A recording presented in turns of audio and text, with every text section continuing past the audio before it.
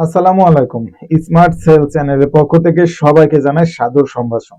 আজকের কথাগুলো হয়তো যারা মার্কেটিং অফিসার হিসেবে আছেন তাদের ভালো লাগবে না, কিন্তু ভালো না লাগলেও তাদের ভালোর জন্যই আসলে কথাগুলো বলবো।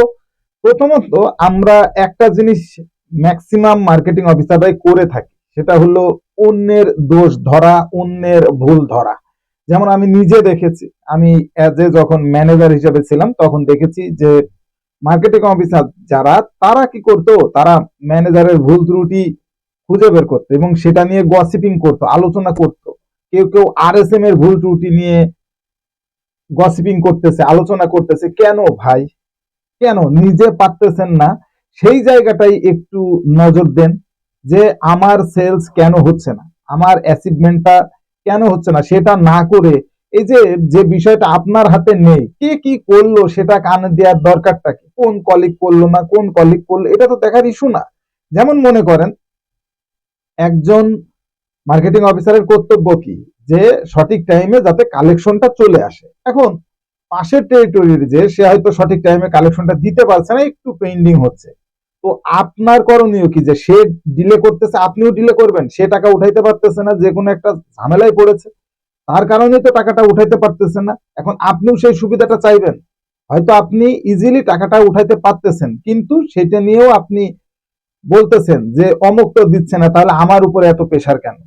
বা সেলস এর ক্ষেত্রেও সিমিলার জিনিস, পাশে টেরিটরি করতেছে না, আপনাকে করতে বলা হচ্ছে, কেন এইটা আপনারা কেন এই উদাহরণটা টানেন যে অমুকের হচ্ছে না, তার কোনো প্রেশার নেই, অমুক সেলস করছে না, তার কোনো প্রেশার নেই, আমি কি সবার থেকে খারাপ করছি?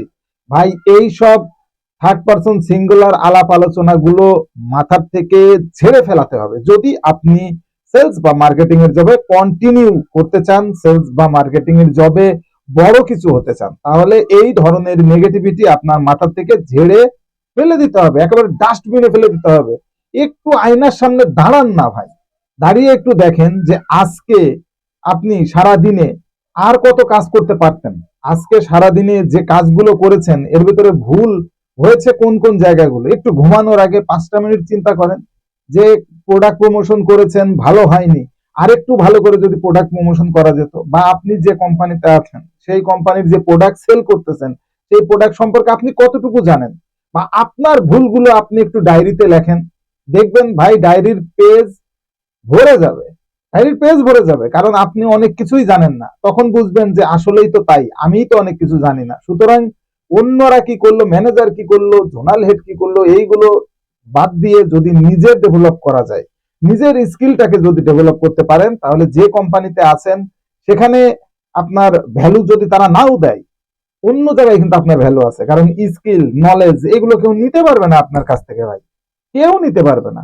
বরঞ্চ আপনি যদি সারাদিনে এই কাজগুলোই করেন, নেগেটিভ আলাপ আলোচনা করেন বা আপনার কলিগদের খালি খালি ফোন দেন, ফোন দিয়ে তাদের কাছ থেকে আবার বিভিন্ন উল্টাপাল্টা কমিউনিকেশন করেন, এই কাজগুলো যদি করেন, একটা পর্যায়ে গিয়ে আপনি পচবেন, সবার কাছেই পচবেন, দুর্গন্ধ বেরোবে, তখন আর কোনো জায়গায় আপনি ভ্যালু পাবেন না। এগুলো বাদ দেন, বাদ দিয়ে আলাপ আলোচনা ক্লিয়ার করেন, নিজের নিজের ক্যারিয়ার ডেভেলপ করেন, নিজের প্রোডাক্টের নলেজ বাড়ান, নিজের স্কিলটা বাড়ান, দেখবেন অটোমেটিক্যালি আপনার সেলস হচ্ছে।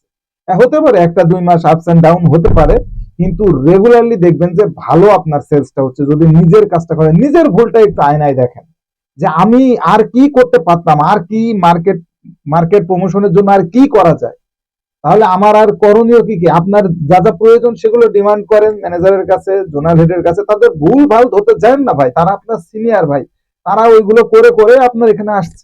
এটা বুঝতে হবে যে তারা এই চর্চা করে করে এমনি এমনি চেহারা দেখে কোনো কোম্পানি কাউরে ম্যানেজার বানায় না, কাউরে জোনাল হেড বানায় না, এটা মাথার ভিতর রাখবেন। সুতরাং আমি বলতে চাচ্ছি একেবারে ক্লিয়ার স্টেপ ফরওয়ার্ড কথা, যে আজকের থেকেই আপনি এগুলো যদি করে থাকেন ভাই, এগুলো বন্ধ করেন, এগুলো করে কোনো ফায়দা হবে না। তার থেকে চিন্তা করেন যে পজিটিভলি কিভাবে আগানো যায়, পজিটিভলি নিজের মার্কেটটা কিভাবে ডেভেলপ করা যায় এবং নিজের কিভাবে স্কিল ডেভেলপ করা যায়। এই কাজগুলো যদি করতে পারেন, নিশ্চিতভাবে কেউ আপনার সেলস আটকে রাখতে পারবে না।